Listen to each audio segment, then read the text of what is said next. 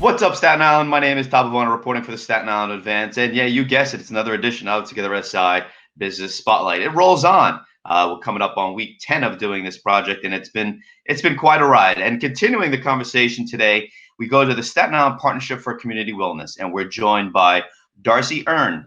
D'Arcy is the Youth Empowerment Coordinator there, and someone who's been working with D'Arcy on numerous projects in the past and has pivoted a little bit because of COVID-19 is Latisha G. Torres, who is working with the Staten Island Partnership for Community Wellness. Ladies, good morning, and how are you?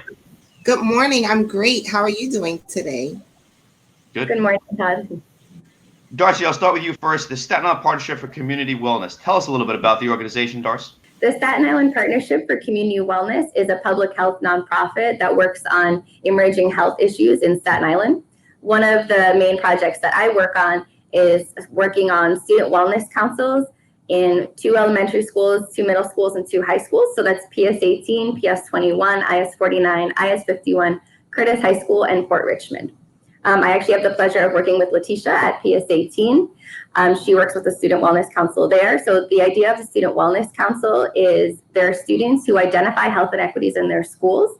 They then engage in participatory research to learn more about those issues. Then they develop solutions and make recommendations to school administration and elected officials.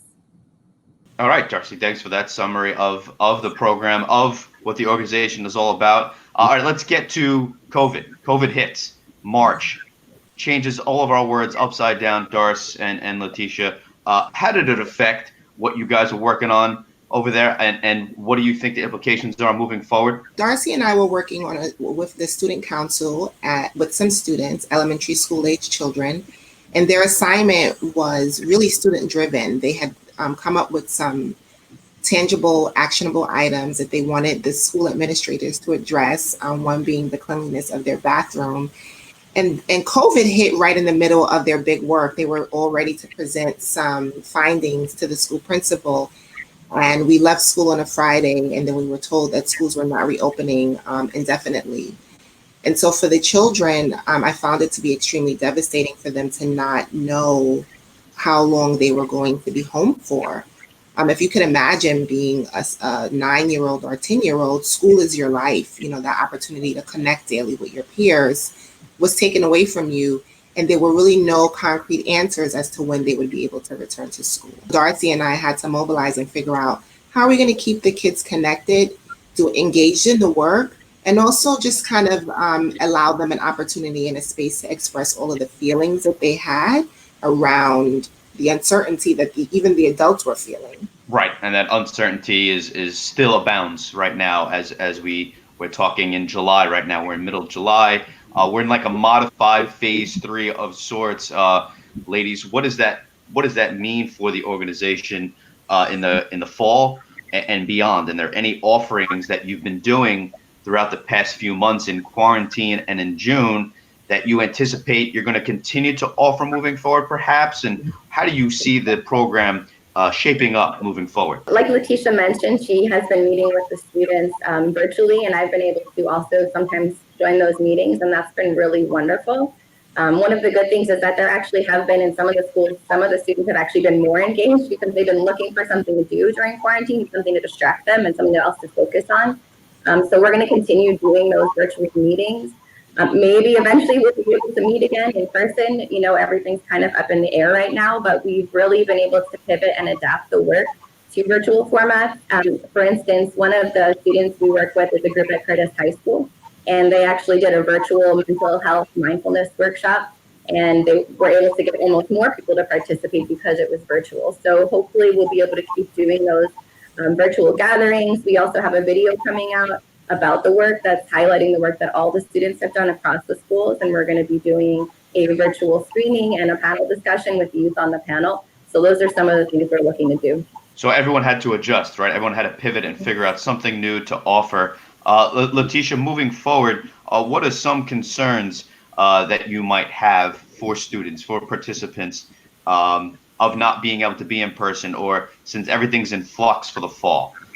What's missing from being able to be in person and having that in-person communication and whatnot? What are we looking forward to? And what are we kind of nervous about moving forward? I work in an elementary school. I'm nervous because children are very affectionate. Again, it's an elementary school. So if you can imagine having to tell a 7-year-old to stay 6 feet away, I'm kind of worried about that.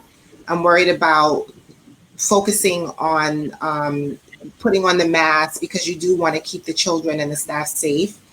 I'm worried about the structure of the school day, how it will shift. I'm excited about the possibility of education looking different, though. I think that we can charter some new territory and we can do some really meaningful work from this new space. It's never been done before, so I feel like we're up for the task of being courageous about how we educate our children moving forward and support all aspects of the child, specifically focusing on their social emotional needs and just making sure that children feel connected in spite of the physical distancing that we have to do to keep us all safe. We all have a role to play here. And if we can really just support the needs of the children, I think we'll make it through fine. So I'm concerned also about the inequities some of the children face with access to technology, the health disparities that were experienced by many of the children in the community in which my schools are located, as well as some of the issue of accessing food and needed community resources as a result of COVID. D'Arcy, I'll continue that question. She makes a great point of being courageous and moving forward in a positive way of looking at what has happened and looking at more people participating more in projects. What's a positive silver lining you can say? And do you see education and what you guys do at the Staten Island Partnership for Community Wellness improving? Because now you're being challenged, like Latisha said, to come up with new and innovative ways. You think education is bettering because of all this and everyone working together? Absolutely. I think Latisha made some really great points. And I think that it's just kind of a work in progress. I can say that some of the silver linings I've seen is really, I've just been really impressed with the way the students have adapted to the situation. They're incredibly resilient and very creative. And I just want to give an example. So some of the students at Port Richmond actually worked with a group called Illuminart, and they created a zine for quarantine that had all these different like creative writing pieces in it, and they published it online. Another thing I saw, they also presented to their administration about some recommendations they had in the building, and because it was a virtual meeting, they were able to get the principal and all these staff on the call. And also one of the things I really enjoyed that Latisha also helped me with was we delivered mini wellness kits to the students to kind of cheer them up. When I was working in the schools, I used to bring a little wellness kit that had things for the students to kind of play with, or if they were feeling stressed or anxious, we had things like Play-Doh and coloring sheets and like fidget spinners and things like that, essential oils. So we were able to actually create mini kits for the students and then go and deliver them. And so Latisha did that at PS18, and we did that at the other schools as well. And it was really great to see the students and to be able to kind of give them a little bit of something. And a lot of them actually told me after that it brought a smile to their face, and it kind of gave them a positive moment in the rough week they were having. So we're all trying to figure out creative ways to some form of normality moving forward and put a smile on the kids' faces just like you would if you were in person. Wow, this is great to hear the positivity and hear the creativity working with Illuminart.